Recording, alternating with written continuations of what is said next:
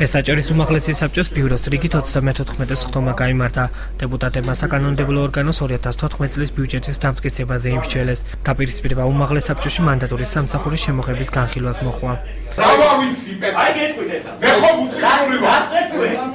უმაღლეს საბჭოს პლენარული სხდომის მიმდინარეობისას ვის შეუძლია იყოს დარბაზში. პოლიტიკური უმცირესობის წევრები ფიქრობენ, რომ მანდატურის სამსახურის ამოქმედება არასამთავრობო ორგანიზაციების წარმომადგენლის სხდომაზე დასწრების უფლებას შეუზღუდავს. აბსოლუტურად მოუმზადებელი ინიციატივაა. ჩვენ რამდენიმე თვეა შევქმნით ადამიანის უფლებათა დაცვის საკითხთა კომისია, რომელიც არ დაკომპლექტდა და ფაქტიურად ამისთვის არ გამოყოფილიყო შტატები, თუმცა მანდატური სამსახურისთვის, რომელსაც ფუნქციაც კი არ ექნება უმაღლეს საბჭოში, ის არგუმენტები, რაც მოხსენებელმა წარმოადგინა, იყო აბსოლუტურად აბსურდული. სხდომათა დარბაზში ადამიანების შეშვება არ შეშვების საკითხიც არ უნდა გადაწყვიტოს მანდატური სამსახურმა და აბსურდია იმაზე საუბარი, რომ არასამთავრობო სექტორის წარმომადგენლებს ან სხვა დაინტერესებულ მოქალაქეებს არ ქონდეთ სხდომაზე დასწრების და შესვლის უფლება. მანდატურის სამსახურის შემოღების ინიციატივის წინააღმდეგია ასევე კოალიცია ქართული ოცნების წევრი გიორგი მასალკინი.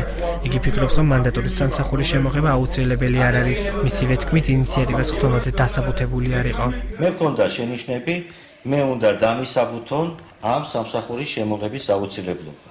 ანუ თუ რაღაც შემოგაქვს, ესე იგი ამის აუცილებლობა უნდა არსებობდეს, მით უმეტეს რომ, ვთქვათ, გარკვეულ ხარჯებთან არის დაკავშირებული.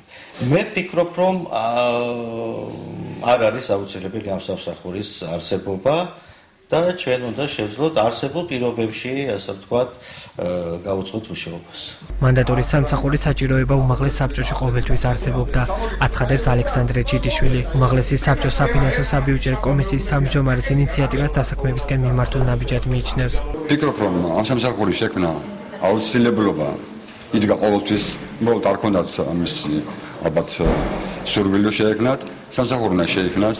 ამ სამსახურის შექმნით რეგულირდება პროცესები სხდომათა დარბაზში, კომისიებში, რეგულირდება აქვე მოსაბჭოს დარბაზზე დერეფნებში სიტუაცია. ამ სამსახურის შექმნის საშუალებით 4 ადამიანს ვასაქმებთ უმაღლეს საბჭოში. ეს არის დასაქმებისკენ მიმართული კიდევ ერთი ნაბიჯი.